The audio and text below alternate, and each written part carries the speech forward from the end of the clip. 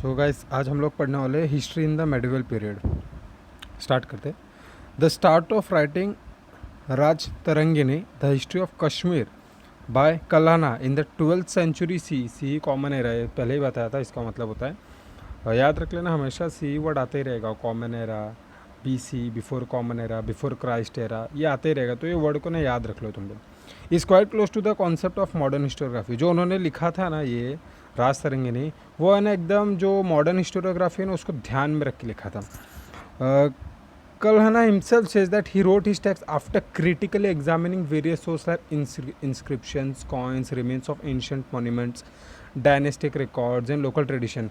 अब देखो modern historiography क्या था कि हम लोग है ना ये लोकल मतलब जो भी चीज़ें हमें रहेंगी मिलेंगी। पहले क्या होता था सिर्फ स्टोरीज से या किसी ने कह दिया, एंसिस्टर्स ने अपने बता दिया, तो हम लोग वही बात सुन के हिस्ट्री को पास ऑन कर देते। बट मॉडर्न हिस्ट्री का ऐसा नहीं था। मॉडर्न हिस्ट्री का क्या था, हम किसी भी चीज़ को, किसी भी डॉक्यूमेंट्स को क्रिटिकली एग्जामिन करेंगे।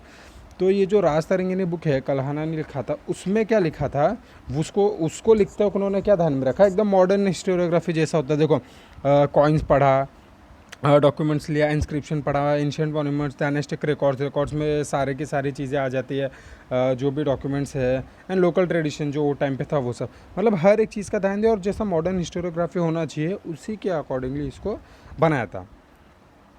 ये जो मेडिवल पीरियड का है लगभग, मतलब एक हिसाब से हम लोग बोलते थे वो स्टार्ट था मॉडर्न हिस्टोरियोग्राफी का। In the medieval India, the historians in the courts of Muslim rulers was influenced by Arabic and Persian historiography. तो जो मेडिवल इंडियाज में थे वो टाइम पे जो हिस्टोरियंस थे उन लोग किससे इन्फ्लुएंस हुए थे, अरबिक और पर्शियंस लोगों से। तो उन लोग ने क्या कैसे किया, चलो आगे देखते हैं। Among them Ziauddin Barani holds an important place. Ziauddin Barani वो ज़्यादा इंपॉर्टेंट प्लेस होल्ड करते। क्यों? In Tarikh i Firuz Shahi, a book written by him. जो उन्होंने बुक लिखी उसका नाम क्या है, Tarikh i Firuz Shahi. Him he has stated that the purpose of historiography. उन्होंने बताया कि हिस्ट्री क्यों पढ़ना चाहिए, कैसे पढ़ना चाहिए। वो देखो हिस्टोरियोग्राफी का पूरा मतलब ही बता दिया। According to him the historian duty is not limited only to recording the rulers various rulers valour and policies of welfare, but he should also write about the rulers failing and incorrect policies. अभी देखो पहले जो history पढ़ा जाता था उसमें क्या होता था, सिर्फ ना रूलर्स के पॉजिटिव साइड्स दिखाते थे, रूलर्स ने क्या किया, कैसे किंगडम एस्टैब्लिश किया, क्या क्या। बट जैसे आज के टाइम पे भी अपने प्रधानमंत्री मोदी हैं फॉर एग्जांपल, वो भी क्या करते हैं, डिसीजन लेते हैं, अच्छे डिसीजन भी लेते हैं और ख़राब डिसीजन भी लेते हैं। इंटेंशन अच्छा ही होता है पर डिसीजन बाद में मान लो ख़राब निकल गया तो क्या कर सकते हैं। तो उसी तरीके से वो टाइम पे भी क्या होता था, रूलर्स है ना अच्छे डिसीजन लेते थे और ख़राब भी डिसीजन लेते थे। और वो भी जैसे आज के टाइम पे पॉलिसीज़ बनती है उस टाइम पे भी पॉलिसीज़ बनती थी। अब ज़रूरी नहीं कि जितनी भी पॉलिसीज़ है सारी की सारी पॉलिसीज़ करेक्ट हो। तो फेलियर, जो भी गवर्नमेंट फेलियर होता था वो सब भी हमें दिखाना चाहिए। इनका कहना ये था, ये नहीं कि खाली हमने जो उन्होंने अच्छा किया, अच्छे उनकी गुड डीड्स है वो दिखाना चाहिए, हमें उनका नेगेटिव पार्ट भी दिखाना चाहिए। आगे Barani further says that historians should also take into consideration the impact of teaching of the wise, the learned, and the saints of the cultural life of the people. Thus, Birani expanded the scope of historiography. उन्होंने क्या किया, मतलब वो time की teaching कैसी थी, learning कैसी थी, और सेंट्स के बारे में और कल्चरल लाइफ के बारे में उस पर भी बोला कि ध्यान दो और हिस्ट्री को हर चीज़ को ऐड ऑन करके हमें बनाना चाहिए। तो इसने क्या किया, हिस्टोरियोग्राफी का स्कोप है ना बढ़ा दिया। हिस्ट्री लिखने का तरीका जो होता है उसका स्कोप क्या किया, बढ़ा दिया। स्टडी ऑफ हिस्ट्री को बढ़ा दिया। For the historian in the Mughal court tracing the emperor and exhibition of the loyalty became more important. अब जो मुगल्स के कोर्ट में थे, मतलब जो मुगल्स एम्परर के बारे में लिखते थे, जो मुगल्स के तरफ से थे, होता है ना कोई किसी के साइड होता है, तो जो हिस्ट्री लिखते थे वो हमेशा उनके पॉजिटिव साइड को ही लिखते थे। ऐसा नहीं कि उन्होंने क्या नेगेटिव क्या, नहीं, उनकी प्रेजिंग ही करते रहते थे। The custom of adding suitable poetic course and beautiful picture was also introduced. फिर धीरे धीरे क्या किया, सूटेबल कोर्स लिखना चालू किया, पोइट्रीज लिखना चालू किया। वो जब बुक्स लिखते थे या हिस्ट्री लिखते थे उसमें ये सारी चीज़ें भी ऐड ऑन करने लगे थे। अब देखो यहाँ पे Babur the founder of Mughal empire wrote an autobiography. Babur जो मुगल एम्पायर के फाउंडर है, सबको पता है, उन्होंने भी क्या किया, ऑटोबायोग्राफी लिखना स्टार्ट किया, एंटाइटल्ड तुजुक ई बाबरी। अब उन्होंने वो बुक का नाम क्या रखा, तुजुक ई बाबरी। अब उसमें क्या क्या आता है देखो, it contains the description of battle fought by, जो बैटल्स उन्होंने फाउट किए थे वो चीज़ें उन्होंने उसमें मेंशन की। Babur also recorded is minute observations of various religion cities travel by him including the local economic customs and the flora. उन्होंने कहाँ क्या ट्रैवलिंग किया, कैसे किया, कहाँ क्या किंगडम बनाया, समझो एक हिसाब से पूरी की पूरी अपने लाइफ की जो जर्नी है वो सारी की सारी चीज़ में उन्होंने लिख दी। लोकल इकोनॉमी कैसी है, कस्टम्स कैसे है, and the flora and fauna. Fauna पता है सब, फ्लोरा मतलब फ्लावर्स होता है और फौना मतलब होता है animals. Abul Fazl's Akbarnama is a very important from the very point of view of critical historiography. His method of collecting authentic historical documents and there जो अबू फजल है, एक और नाम आ गया अभी यहाँ पे, आगे देखते हैं उनके बारे में।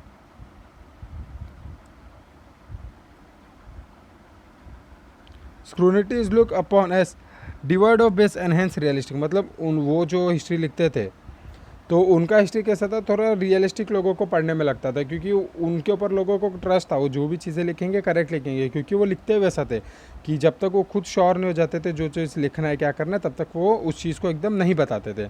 अब बखार is an important type of historical document of medieval time. बखार क्या पता है, जैसे अगर कोई किंग लिखता है, अगर कोई बुक लिखता है तो उसको बखार एक हिसाब से हम लोग कह सकते हैं, किसी भी स्पेसिफिक चीज़ के ऊपर लिखे जाने वाली book. It contains eulogies of the heroes and stories of historic event battle lives of great man. देखो अभी वो क्या कंटेंट करता था, इयोलॉजिस मतलब किसी भी चीज़ की प्रेज करना, किसी भी चीज़ का अच्छा ही बताना, हीरोइक मोमेंट्स जो थे वो बताना, किसी भी चीज़ का पॉजिटिव साइड बताना, तो उसमें हीरो ने कैसे फाउट किया, उनकी पॉजिटिविटी, वो सारी चीज़ें बताते थे। Battle lives of great man, उन्होंने कैसे लड़ाई की एंड ऑल बखार्स में। देखो अभी यहाँ पे मैं पता ना स्पेसिफिक चीज़ होता है, अब यहाँ पे जैसे मराठी बखार्स ऑफ वेरियस, अब बखार्स में भी मराठी वेरियस है, मराठी बखार्स है, वो भी वेरियस टाइप्स के हैं। देखो कौन कौन से, एक पहले हम लोग देखते हैं, उसमें से एक बखार है Sabhasad Bakhar was written by Krishnaji Anand Sabhasad during the reign of Chhatrapati Rajaram Maharaj. It is an important bakhar for getting information about the rule of Chhatrapati Maharaj. अब देखो इन्होंने जो बखार लिखी थी वो कौन से टाइम पे लिखी थी, छत्रपति राजाराम महाराज के बारे में, महाराज के टाइम में। अब छत्रपति राजाराम कौन थे, शिवाजी के सेकंड सन बोल सकते हैं, फर्स्ट सन जैसे उनके थे संभाजी महाराज, तो उनके जो बेटे थे छत्रपति राजाराम महाराज थे। तो उनके टाइम पर इन्होंने क्या किया, कृष्णा जी आनंद जी ने अपना ये वाला बखार लिखा था उनके बारे में, कि वो उसकी वजह से हम लोग क्या पता करते, शिवाजी के बारे में पता चलता है। अब आगे एक और देखो, भाऊ साहेबांची बखार। अब यहाँ पे भाऊ साहब के बारे में लिखा, describe the battle of Panipat, उनका रोल क्या था, उनका पानीपत बैटल में क्या था, वो सारी चीज़ें बताती है। भाऊ साहेबांची बखार बताया ना तुमको, स्पेसिफिक लोगों के बारे में होना मतलब होता है बखार का मतलब। यहाँ पे भी देखो तुमको पता चल रहा है छत्रपति शिवाजी जी के बारे में पता चल रहा है, जैसे यहाँ भाऊ साहेबांची की एक हिसाब से ऑटोबायोग्राफी बोल सकते हो, थोड़ा बहुत उसे रिलेट कर सकते हो। अनदर बखार एंटाइटल्ड पानीपत ची बखार। अब देखो एक और आया यहाँ पे, एक और अलग से बुक है जो स्पेसिफिकली पानीपत के बारे में बता रही है, इज ऑल्सो अबाउट द समीवट। अब यहाँ पे एक और बखार आ रहा है, होल करांची कैफियत provides information about the Holkars. अब ये जो होल करांची कैफियत बुक है वो किसके बारे में बताती है, होलकर्स के बारे में। And the contribution to the Maratha rule में उनका क्या क्या कंट्रीब्यूशन था, कैसा कैसा कंट्रीब्यूशन था वो टाइम पे, रूलिंग के टाइम पे। Bakhars can be divided into various types such as biographies of king. देखो बताया ना, बायोग्राफी ऑफ किंग वो स्पेसिफिक चीज़ में अलग अलग चीज़ में डिवाइड होता है, एक स्पेसिफिक चीज़ कर रहे हैं। अब बखर को किस में डिवाइड करें, बायोग्राफी ऑफ किंग। अगर वो छत्रपति शिवाजी के बारे में बता रहे हैं तो बायोग्राफी ऑफ किंग हो गया।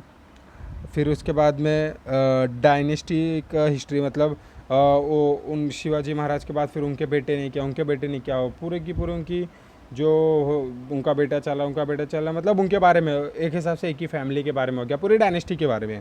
डिस्क्रिप्शन ऑफ इवेंट, वो टाइम पे क्या इवेंट हुए थे, कैसे उनको मनाया जाता था, ये सारी चीज़ें।